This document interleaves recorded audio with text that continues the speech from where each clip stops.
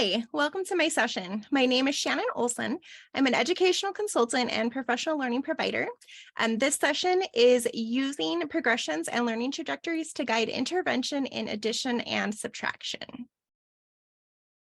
All right, let's go ahead and get started with this session. Welcome. First, I'd like to start with getting you set up for the session. So if you haven't already, I'd invite you to go to my website page for this session and open up and make a copy of the note catcher. This is completely optional, but the note catcher will take you through all of the different handouts and things that we'll be working on through the session.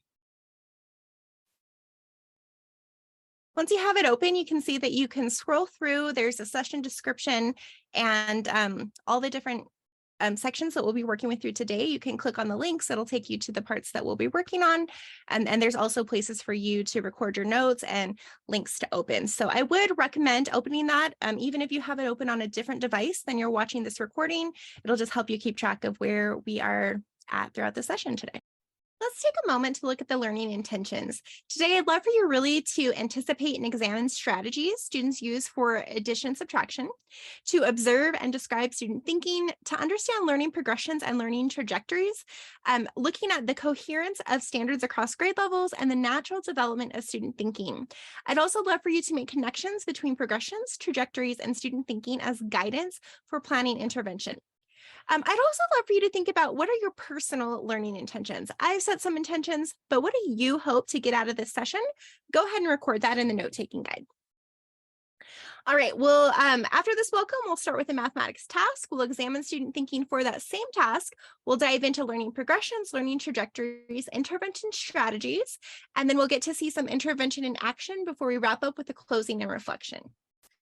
Okay, let's jump right into that task. Look at this image and think about what you notice and what you wonder. What do you notice? What do you wonder? Go ahead and record this, and then we'll jump right into looking at what this task looked like to be facilitated in a class of second grade students. What do you notice? Okay, Ren, stand up. Tell me what you notice. I noticed there's some brown cows. She noticed there are some brown cows. Ooh, I noticed that too. Finn, what do you notice? I noticed that a lot of them are black. A lot of them are black. Oh. I noticed some of them are brown. Okay. What do you think, Parker? What do you notice? I noticed that they all have white, faces. White. What do you wonder? Haley, stand up. What do you wonder? I wonder if there's more cows to the side. Oh. Do you think the picture goes on? Okay, you wonder that. Presley, what do you wonder? I wonder how many there are. How many there are? Raise your hand if you think there's more black cows. Okay, put your hands down. Raise your hand if you think there's more brown cows. Okay, so let's see what we got. Okay, let's see.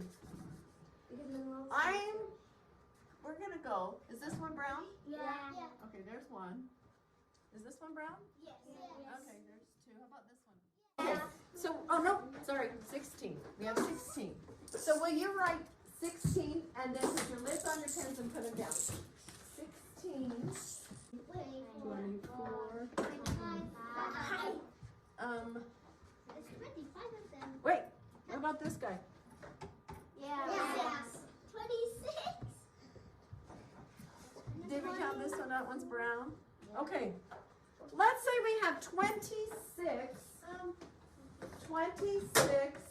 black cows.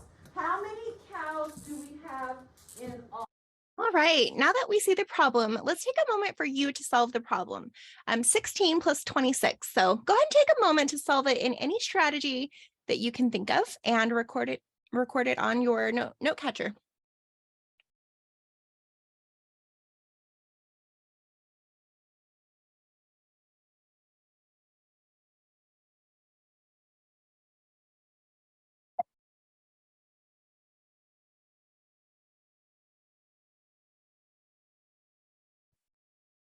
All right, once you've had a moment to solve 16 plus 26 on your own, I'd love for you to anticipate student thinking for this task. How might students solve the problem? What strategies and representations would they use? And what errors or misconceptions might they have? So let's just take a moment to think of some additional strategies, thinking about what students would actually do, knowing that this task was given in a second grade classroom, but you could just think students in general or second grade students. What strategies and representations would they use? What errors might they have? What misconceptions? Go and take a moment to record that.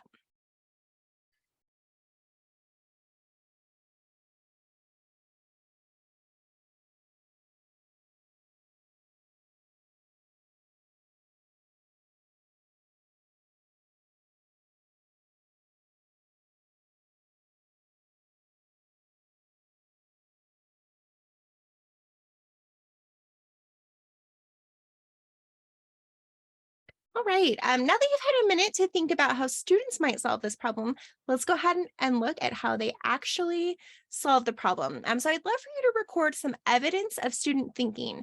What did you see them solving, or what did you see them doing? What representations did they use?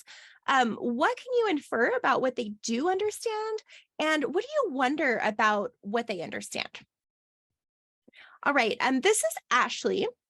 And let's take a moment to look at a screenshot of her work, look at the strategy that she used, think about how she solved the problem.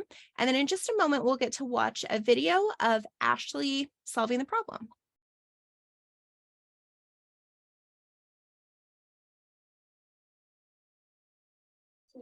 I circled the thing, and then I circled 26, and then I thought it just was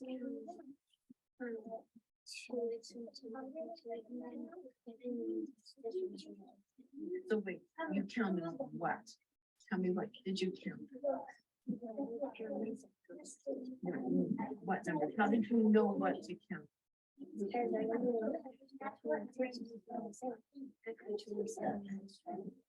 Okay, so where did you get, how many lines? What number is that? So you just counted. Is that what you're thinking? Awesome. Thank you.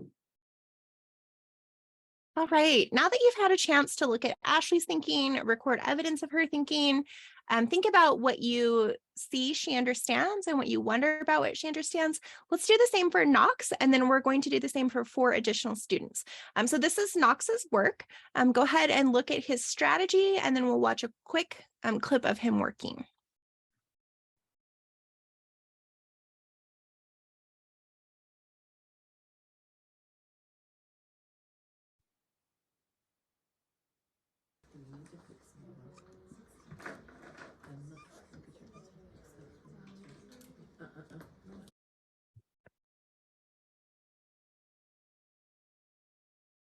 All right, this is Johnny's thinking. Go ahead and take a moment to look at his strategy.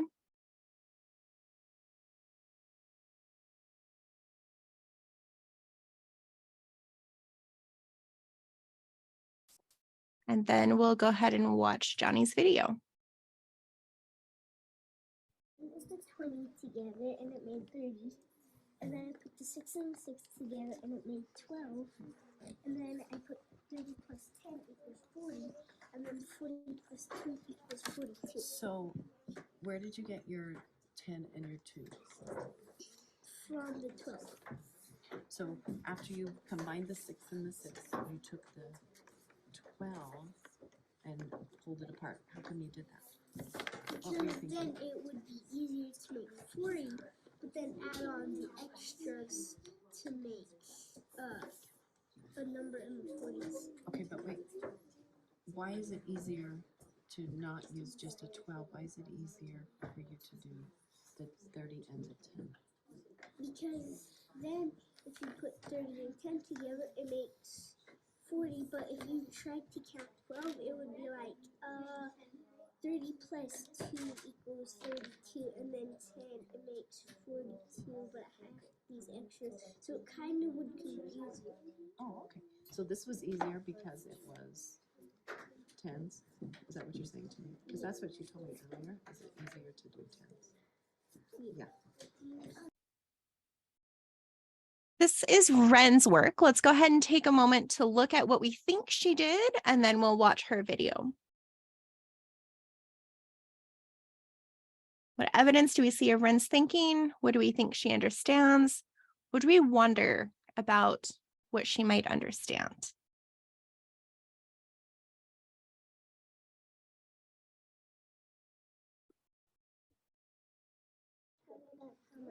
So I have a 20, well, I have a 2, 10, 20, 10, and a 10 and a normal. So I add those up into 30, and then 6 plus 6 is 12, so that's another 10. And then there's 2 more, so it's 42. So kind of like Johnny did his, huh? Is that what you're saying? No? I don't know. I didn't. You didn't hear what Johnny did. Okay. So tell me what number this is right here. 46. I forgot to read. Oh, so this is your answer right here. Okay. So This is Haley's thinking. So take a moment to see evidence of Haley's thinking, what she understands, what we wonder about what she understands. And then let's go ahead and watch Haley's video.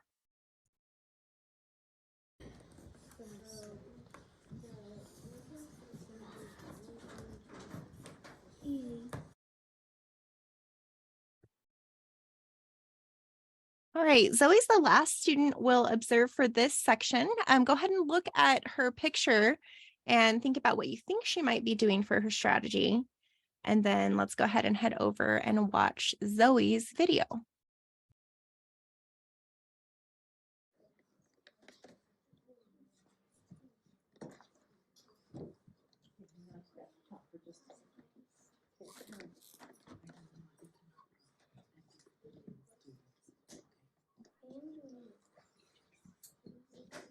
Right. Hopefully you were able to enjoy looking at that different student thinking, record evidence of what they understand, what you might wonder about what they understand. So after the students solved the task, there was a whole class discussion where students shared their strategies and they got to ask questions. And then the next day they came back and did another task. So a couple of things I want to point out is that we're seeing one part of one task, one day of instruction, but they have been working on addition and subtraction with 2-digit numbers for a couple of weeks. They'll continue to do a couple of tasks for the next couple of days before students are really selected to give intervention. So we want to make sure that we're not intervening based on like one day of observation, but that we get students have multiple opportunities to engage in the mathematics. So I just wanted to give that idea. We're going to pause right now from looking at this task. We're going to look at some strategies related to learning progressions, learning trajectories, and intervention strategies. And then we will come back to looking at student thinking and looking at what type of intervention was provided to students in this class.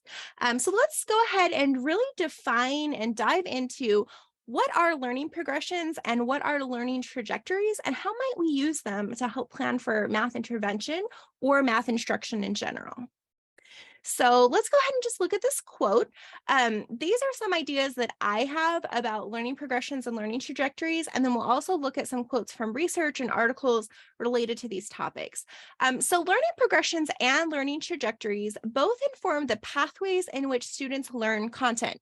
Sometimes the terms are used interchangeably, but depending on the source and the context, there might be a few differences as well. So let's keep that in mind as we dive a little deeper. And this is how Karen Hess defines learning progressions and learning trajectories. Learning progressions, progress maps, developmental continuums, and learning trajectories are all terms that have been used in the literature over the past decade. While many variations on the definition exist, the concept generally refers to research-based descriptive continuums of how students develop and demonstrate deeper, broader, and more sophisticated understanding over time. So a few things I want us to point out is it's saying they're research-based, they're descriptive continuums, and they're about how students develop their understanding over time. So let's look specifically at the way learning progressions might be defined. So Kim and Schooler say that learning progressions describe typical sequences of learning in specific areas or disciplines, while learning standards, thinking about those individual standards in the core, describe what a student should have learned by a specific stage in their education. Learning progressions focus on the building blocks that contribute to mastering a particular skill. This developmental approach maps the progress of a student through stages and increasing knowledge, skills, and understanding. Take a moment to think about what that might mean to you regarding learning progressions. All right, let's think about how learning progressions relate to standards in mathematics. So learning progressions help us know the pathways students may take to learn concepts both within and across grade levels. The standards in mathematics were built on progressions of topics across a number of grade levels, informed both by research on children's cognitive development and by the logical structure of mathematics. And that comes from the University of Arizona progressions documents, knowing that the standards we work with really are grounded in progressions. They're based on progressions. They were written using the idea of progressions across grade levels. So here are a couple different resources related to progressions. So these progressions documents are published by the University of Arizona. There are several members who worked on writing the standards who worked on these documents. You can scan the QR code or click on the link in your note-taking guide to get to these documents. We won't have time to really dive into them now, but I just want to make sure you're aware of them if you haven't seen them yet. So their narrative, usually it's going to be anywhere from like 4 to 20 pages describing a specific domain or a specific concept and how that content grows over time throughout the standards. So I want to make you aware of these, and then also know that in your handouts, if you want to go to the extra handouts, I have pulled the pages that specifically relate to addition and subtraction with whole numbers. So you'll notice that when we are talking about addition subtraction in K2, we're working across domains in the standards. So operations and algebraic thinking is going to be where students really develop their understanding of what does it mean to add and subtract? What are the different problem types that we work with? So you'll find the operations and algebraic thinking document is going to describe that. Problem types, how children understand putting together, taking apart, and then progress into additional types of problems. The numbers and operations in base 10 progression document is going to talk about the place value, how students develop understanding of place value, but then how they also begin to operate with addition and subtraction using place value. So you'll see that the task we use today, students already had some understanding of what does it mean to put together, and then we were working through the numbers and operations in base 10 and what does it look like to add and or subtract within place value. So these documents are there as resources for you to read later. Another resource that can be really helpful is the coherence map. So this is on achievethecore.org, and you can really click on any standard in the core, and it will tell you standards both within that grade level, the grade levels that come before, and the grade levels that come after, how they're connected and how they build. So for example, if we were teaching a specific standard and we wanted to know what were the prerequisite skills or previous standards that led into that standard, we could go to the coherence map, click on that standard, and then map back to the grade before, and then potentially the grade before that. We can also see where students are going, and then lots of connections within a given grade level. So I highly recommend checking out the coherence map if you haven't used it before. But today, in this session, we won't necessarily go there. I've done some of this work for you, and know that you can go back to this tool at any time to work with addition, subtraction, or any other content in the core. All right, so knowing that there are a ton of resources, I went through the standards and I pulled out all of the standards that connect to addition, subtraction with whole numbers in the early grade levels. And I want you to just notice that there are 6 standards in kindergarten related to addition and subtraction with whole numbers. You will see that in kindergarten, they begin to understand just what does it even mean to put things together or take things apart. They act out addition and subtraction. And they really work within 10 and then have a little bit of exposure in their base 10 work to teen numbers and understanding how to compose and decompose teen numbers 11 through 19 into a 10 and some additional ones. First grade has the most standards related to addition and subtraction.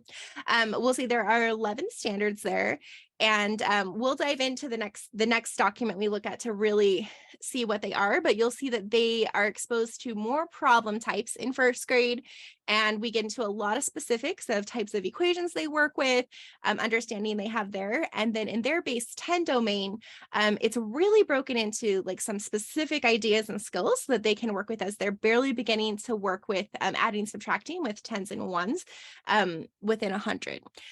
Second grade, we've also got a ton of content related to addition, subtraction. We've got 9 standards there across operations and algebraic thinking, numbers and operations in base 10, as well as measurement and data. So students get they spend some time mastering additional problem types. They begin to work with 2-step problems. Those word problems are increased to 100. In place value, we'll see some more work within 100 and then also some work within 1,000 with those 3-digit numbers, learning to add and subtract there. We will also see the application of addition, subtraction, and measurement to add and subtract lengths and to connect addition, subtraction to a number line. I included 3rd and 4th grade here. Even though this is a K2 session, just to note how essential understanding addition, subtraction with whole numbers is in K2, because it's not a huge emphasis in 3rd grade or 4th grade.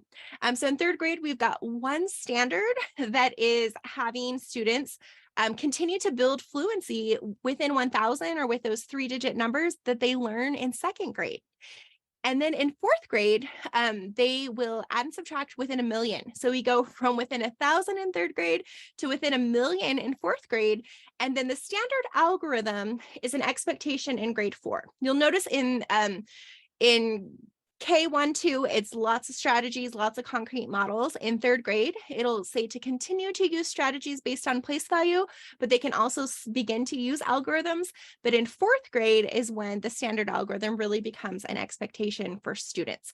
So if you want to take time to look through this document at a later time, you can just see all of the standards related to addition, subtraction in I guess K4 in this case, and see what the emphasis is across the different grades.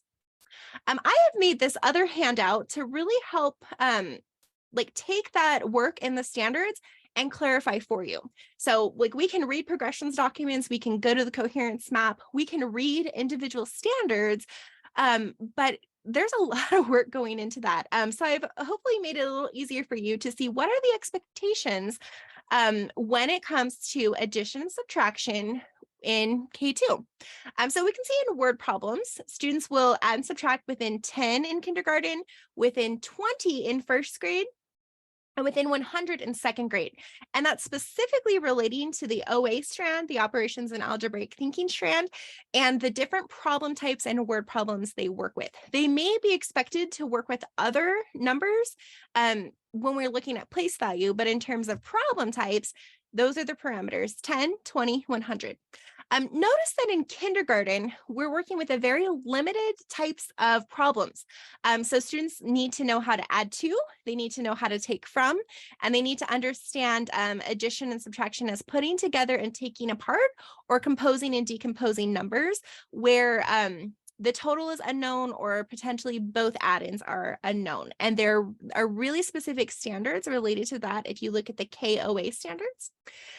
And then looking in 1st grade with word problems, we're now within 20, but there are a lot of different problem types that are now introduced.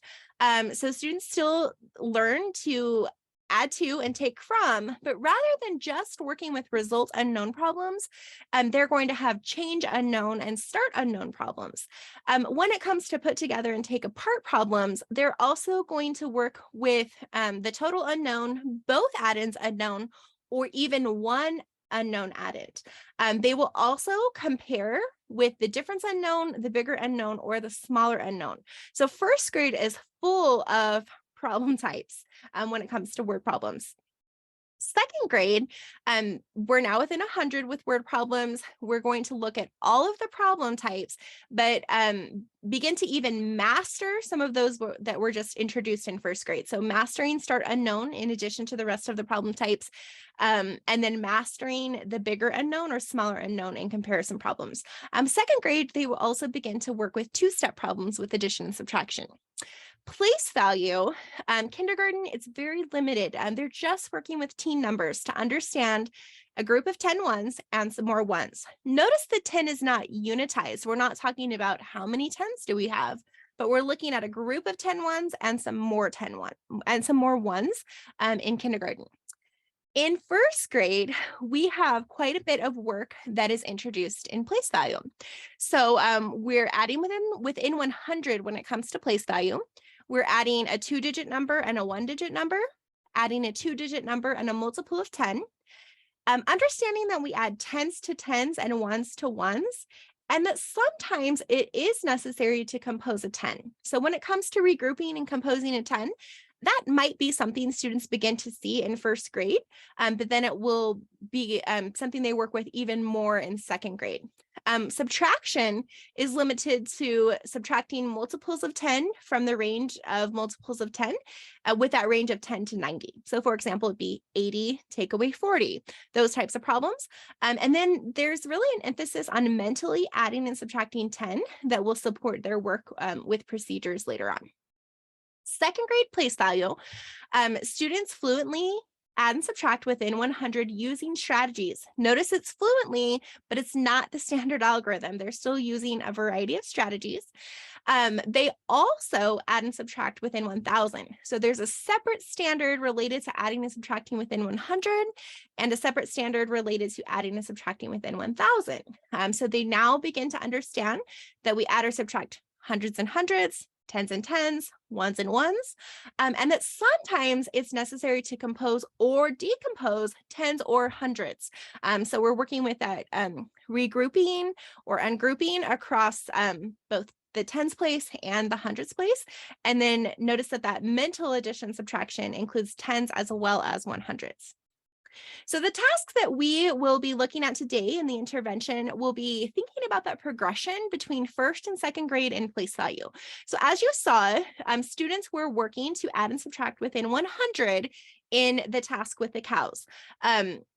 At this point in second grade, they should begin to be a little bit more fluent within 100. So we will see some work where we look at how does first grade connect to second grade without necessarily teaching below grade level. We're still teaching second grade, adding and subtracting within 100, building towards fluency, using strategies. But we're going to go back to that first grade standard to see how does it progress? They add a 2-digit number and a 1-digit number, a 2-digit number and a multiple of 10 before they really begin to worry about composing another 10. So that's where you'll see our intervention focused with progressions in this session. Couple other things to be aware of. There are fluency standards related to addition and subtraction in each of the grade levels. So in kindergarten, students are expected to fluently add and subtract within 5, first grade, fluently add and subtract within 10, and second grade, fluently add and subtract within 20 using mental strategies.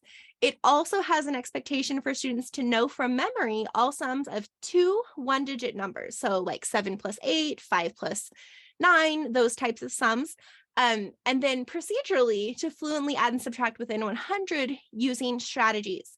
In this case, fluency is not talking about speed. It's not talking about memorization. We're looking at accurate, efficient, and flexible thinking when it comes to fluency. And then just a couple of additional skills and concepts to point out. Kindergarten is really based on objects, fingers, mental images, drawing, sounds, acting out situations, verbal explanations, and then expressions and equations can also be introduced and used. First grade is when you'll start to see problems with three addends. We'll really be talking about commutative and associative properties when it comes to addition, understanding the meaning of the equal sign, and determining unknowns in equations. Second grade continues to build on all of that work from first grade, but they also add up to 4 two-digit numbers, and then they relate addition, subtraction to length. All right, that was quite a bit on learning progressions. Let's go ahead and look at learning trajectories and think about how we might use them in our work. Okay, so let's go ahead and look at this quote. So although standards are essential in identifying what topics to teach and when to teach them, like we just looked at, they offer little insight into how to teach those topics. So learning trajectories are empirically grounded descriptions of how students' reasoning evolves from less to more sophisticated. They can provide deep insight into how to teach the topics during a single grade, as well as how topics develop and evolve across the grades. All right, another way to think about learning trajectories, I love this quote. They say, we liken learning trajectories to a climbing wall rather than a ladder. A ladder implies that students proceed uniformly through strictly prerequisite levels. A climbing wall assumes climbers move upward from a variety of starting points through multiple paths. Learning trajectory levels, when envisioned as handholds, footholds, and obstacles, make student thinking visible and predictable, though probabilistic. I love that idea that there's not just one way that students progress through their learning. There are multiple ways and multiple pathways that students take. All right, let's go ahead and look at the work of Doug Clements and Julie Sarama. So they have developed some resources on learning trajectories, and this is how they describe them. Children follow natural developmental progressions in learning. Curriculum research has revealed sequences of activities that are effective in guiding children through these levels of thinking. These developmental paths are the basis for the learning trajectories. Learning trajectories allow teachers to build the mathematics of children, the thinking of children, as it develops naturally. So let's go ahead and look at their resource. So you can head to their website. Again, we're just going to glance at it briefly now, but I'd love for you to take some time to dive into this later at a different time, more in depth. So if you go to learningtrajectories.org, you can access the learning and teaching with learning trajectories. You do need to sign up with your email address. They don't really send out a lot of emails, but they just collect them for you to get your login. It's free resource. Select Explore Learning Trajectories or LTs. And then if you scroll down to where it says adding and subtracting, you will be able to see the trajectories that they have put together specific to adding and subtracting. All right, this is a resource. Again, it's linked in your handout, so you can scan the QR code here, where I've taken a few different types of trajectories and put them together in one sheet. So you can see that the learning trajectories from the learningtrajectories.org website is listed there. So we can see that students begin to work with addition and subtraction in pre-verbal ways. Then they move into small numbers, finding the results, making it n or making it be a specific number, finding the change, counting strategies, working with part-whole relationships, numbers within numbers, deriving addition and subtraction, becoming a problem solver with addition and subtraction, and then moving into multi-digit addition subtracting. Notice that while these are connected to standards, they're not based on age. So a student can progress through these trajectories at any age. We might see somebody progress through all of these phases before they even start kindergarten, or we might have a second grader that needs to go back to counting strategies. So just know that these are based on how children develop, not necessarily the standards.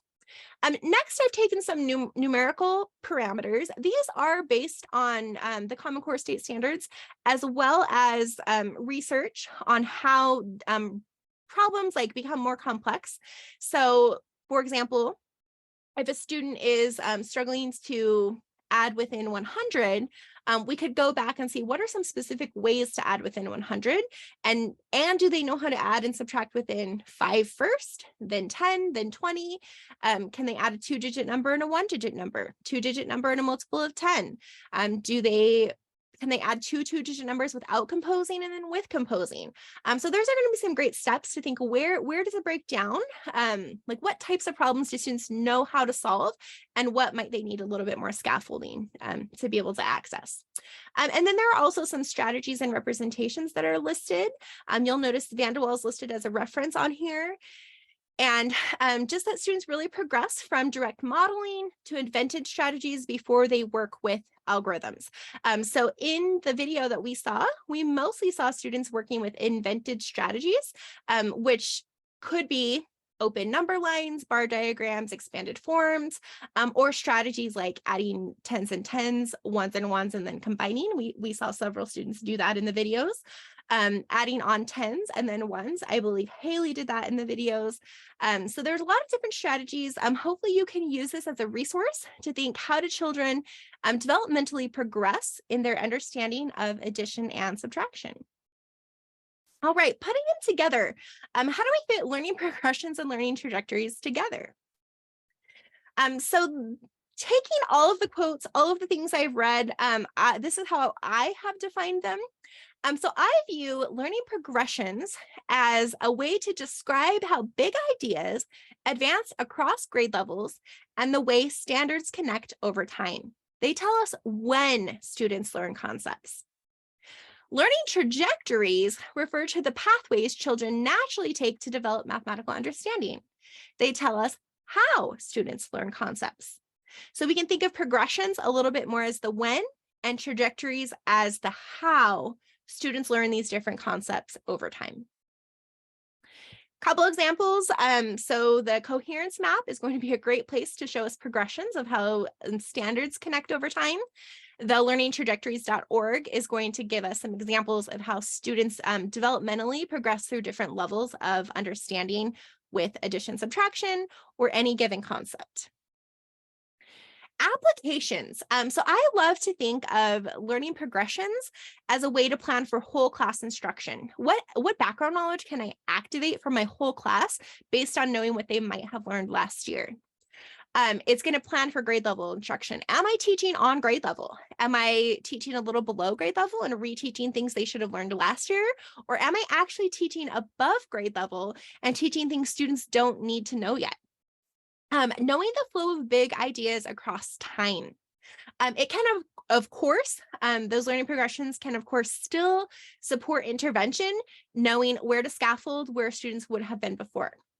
But learning trajectories can really help us plan for differentiated instruction, knowing that even the students in this class that we got to watch today, they all had really different ways of thinking, and learning trajectories could help us know how to scaffold and support those students individually.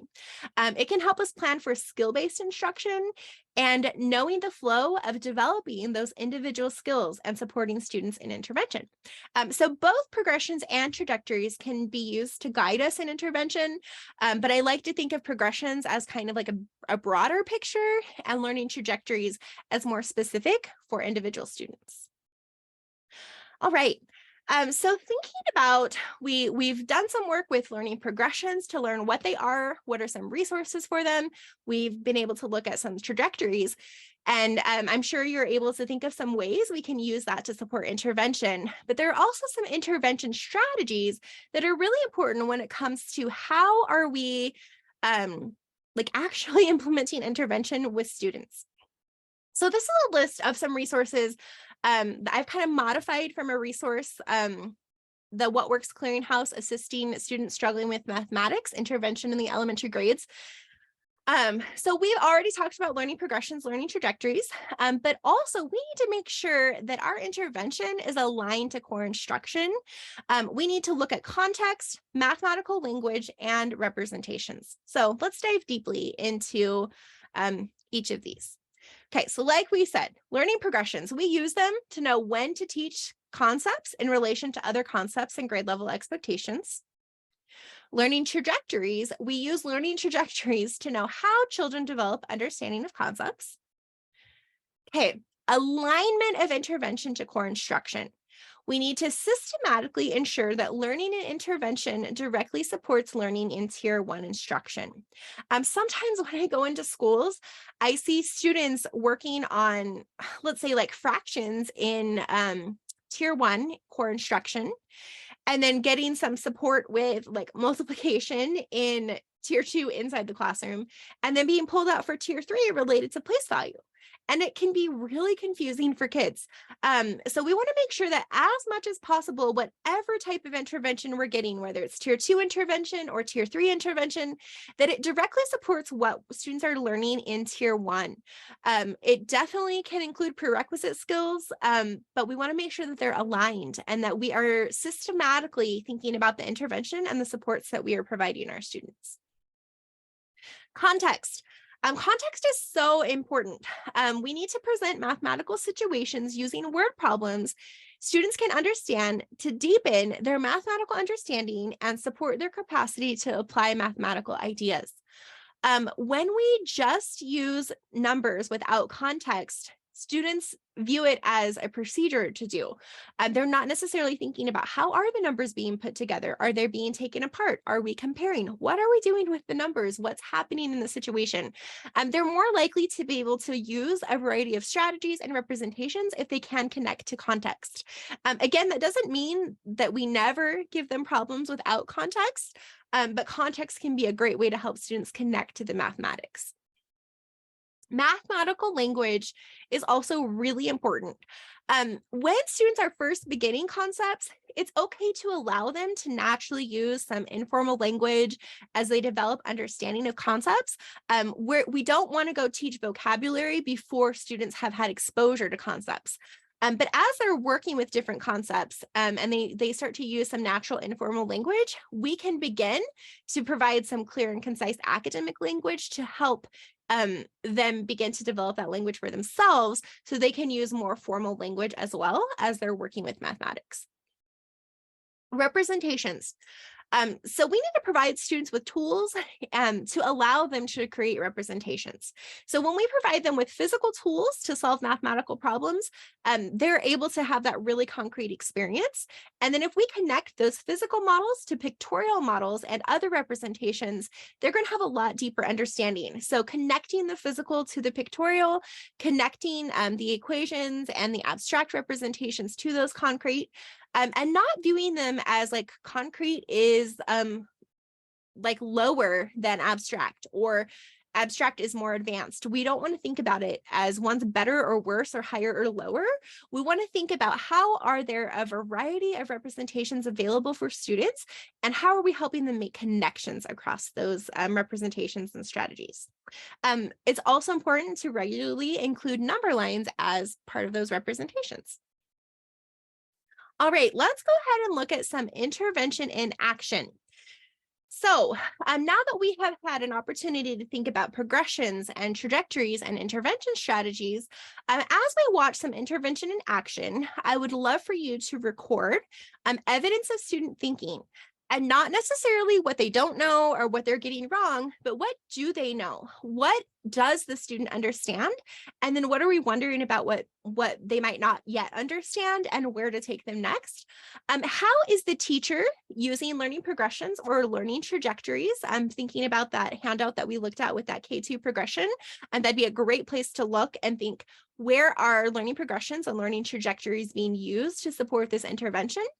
And then where is there evidence of those intervention strategies? So do we see word problems? Do we see language being carefully used? Do we see representations being used? What types of tools do students have? So let's go ahead and look at some videos, and I would love for you to think about these questions as we watch the videos. Okay, we're going to start with looking at adding multiples of 10. In this video, you'll see that we have Finn, Zoe, Parker, and Ashley. And she started doing an intervention with the 4 of them together. I believe it was the day after the cow task. So let's go ahead and take a moment to look at the video and record what we notice. 6. You have plenty. Show me 26.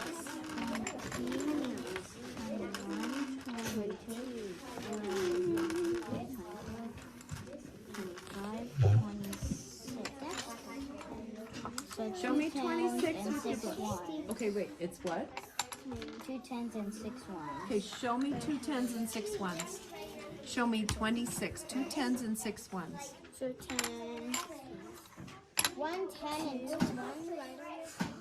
No.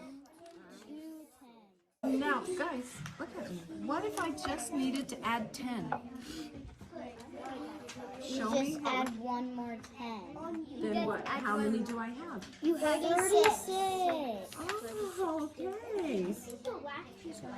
So Then it equals 30. have 26, but I want to add 20 more to it. 20, 26 and 20. And I want to add 20 more. What happens then? You add 2 more 10s. Okay, so I add 2 more 10s, and then And what then do I do? it equals 46. What? Parker? You figured it out that fast in your head? Show me with the box. How does that work? So you add 26, you add 2 more. Then once you count it, we have 10, 20, 30. All right, I hope that in that video you noticed that they built a number physically, and then they added 10, like mentally adding 10, and then they added multiples of 10 to a 2-digit number. So thinking of adding a 2-digit number to multiples of 10. All right, another thing that we noticed was giving this intervention, those 4 students needed different things. Some were like absolutely ready to keep adding on the multiples of 10. They could represent it, they could do it mentally. Others needed a little bit more support. So we'll see that the next day of intervention, students were broken even into a smaller group. So we're actually going to just look at Finn and then Parker. So let's go ahead and look at what Finn did. And I'd love for you to think, where is some evidence of progressions, evidence of trajectories, and then evidence of intervention strategies, and also just evidence of Finn's understanding. So the first part of the video, you'll see him working on a task, 16 plus 18 by himself at the desk. At his desk is like the class is working on a task. And then you'll see him come to the table and work with Mrs. Struthers. So let's go ahead and watch that video. And that equals 20. So I put, so then I hit 10, and then I put this one, and it's 20. So then well, that was easy. Even though I did that, let's go like this. And it was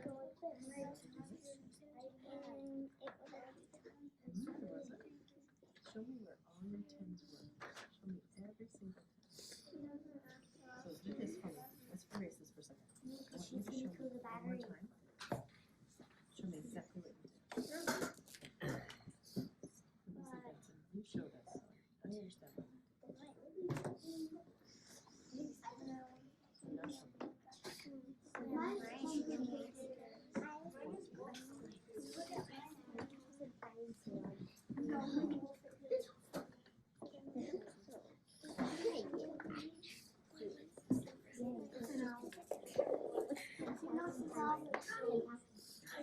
Just a second. Okay, so tell me what you did. So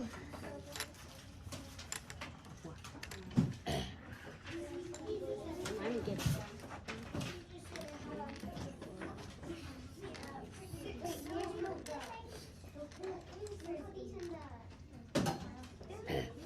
So there's 6 here, then I see a 10, so I put them aside and put them back, then I add no 5, then it equals another 10, but there's one left, so it's 50 feet. I mean 51. Wow. So you just exchanged a lot of ones for that 10. Yeah. Okay, now, I only like the most extension is for the 10s. okay, so can you do something for me? If I give you another one, if I give you a problem, do you think you can do it without the blocks, or do you need the blocks? Oh wait, I'll try to do it with only the ones, not the No, use just the one, because that would be too many countings. Yeah. You can use them. You can use them. I just wondered if you could, instead of saying, oh, look, that's a 10, could you write the number 10 for me instead?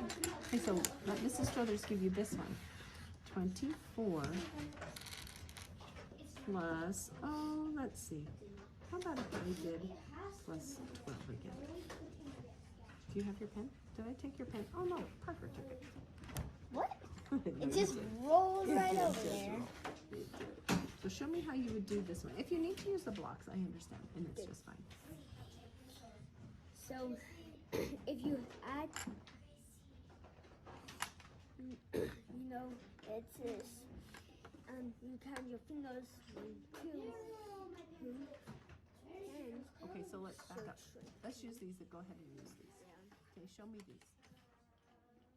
Show me your numbers with your blocks. 46. So how did you figure that one out? Okay, so I first did the 4, and then I put the 4, then added another 10, then I saw there was 2 left, so I added 2. Since 4 plus 2 equals 4, it's 4 plus 2. 44. 4 plus 2 equals what? 4 plus 2 equals. Plus 2 equals 6. Okay. Because I counted 1, 2, 3, 4, 5, 6. Good job. Okay, now can you do something for me? So let's pretend if we just draw one line that means it's a 10. Can you do that? Can you draw one line to show me that that's a 10? Just under here. Just draw one line. Perfect. So that would be the same as this 10 right here, right? Okay. What about this 10? Can you draw another line for that 10? Wait, is that the same as this right here, Finn? Is that the same as this one? Okay. Can you draw those 4 ones? Just use a dot. A dot is fine. Whoa, you did it. So, did you just do this number for me by drawing your picture? Wait, did you just do this number? Yeah. Okay, so this is 10, 20, then what? 4. Okay, so it's the same as this right here, right? Okay, can you draw this for me? I mean, Okay. And so now we have these, right? So we have this 10. Is that what you did? yes. Okay, then what about these 2 ones? Where are we going to put them? So now what's my answer? It's 36. Good job. Then now explain to me what you did. So I write it 3 tens as the 30, and then I draw one dot for the 1, then another 10 and 6. So 1, 2, 3, 4. 1, 2, 3, 4. So 1, 2, 3, 4. 40. 1, 2, 3, 4, 5, 6, 7. So what is my answer? 47. It's what? 47. All right, let's go ahead and look at what you were able to record for evidence of student thinking, learning progressions, trajectories, and intervention strategies. I found it very interesting that when Finn and Parker both were working independently, they both were struggling with like what they were composing and decomposing. And they were trying to put together different parts of the decomposed numbers, but they were either miscounting or not exactly sure of the place value of the parts put together.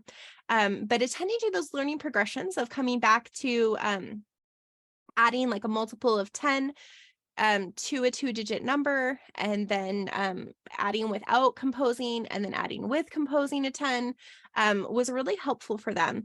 Also, those trajectories along this intervention strategy of using representations, the blocks were really helpful for them. They became very conceptual, and then they were able to transfer to the drawing, but you could see that in some of the situations, the drawing was really easy for them, and in other situations, especially with composing another 10, they really wanted to rely on those representations of the blocks. And I think at the stage where they're at, that's completely okay. But you want to make connections to using those physical manipulatives to the drawings, to the representations with the numbers, so that they can develop even deeper understanding. All right, let's go ahead and close up this session with our reflection. So first, I just would love to say thank you to Mrs. Struthers and her class, second grade Meadow Elementary in Lehi, Utah. She was so gracious to let me come and film in her classroom and do this work with her. So I'd love to just give a thank you to her. Resources and references. So if you could click on this slide or use the QR code, I just want you to know that I have given you a list of all of the resources we've talked about today, but also some additional resources related to progressions, as well as some resources for strategies on addition and subtraction. So I'd highly recommend checking out those resources, seeing how they can be useful when it comes to planning interventions and instruction in your class. And then also all of the references from the quotes, the articles, things that are there. I've also included a full article that I've written about learning progressions and learning trajectories. So I'd highly recommend checking out those resources.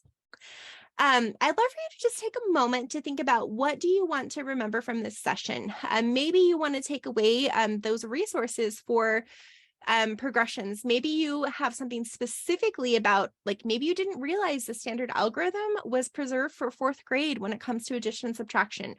Maybe there's something about one of the representations. So go ahead and just take a moment to record something that you would love to remember from this session.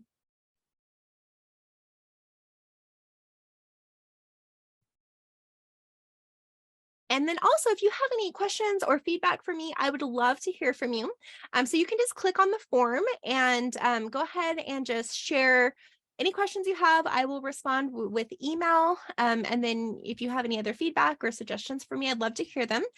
Also, we didn't get to watch all of the videos of intervention just because there's not enough time in this session. But if you'd like to see some additional work with other students, you're also welcome to email me and I can send you some resources on that.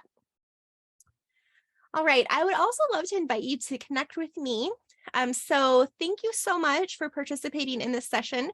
Here are my links if you want to email me, check out my website, or connect with me on any of the social media venues. I'd love to hear from you and connect with you there. I regularly post blog posts and different tips and tricks and things there. If you'd want to book an initial consultation, you would love for me to come work with your school, your district related to progressions, trajectories, or anything else in elementary math, you can go ahead and book an initial consultation with this code and this link. I'd love to meet with you and discuss whatever your goals are.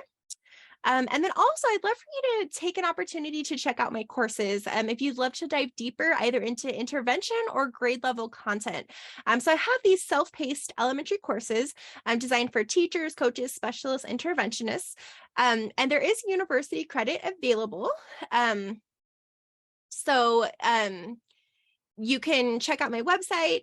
And right now I have a basics of intervention course. And then I also have like essentials of mathematics in specific grade levels. So I actually have K5 right here. You can see the K2 covers listed.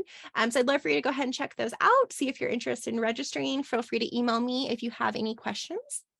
And just thank you so much for your time, for participating in this session. And I'd love to hear from you. Thanks so much.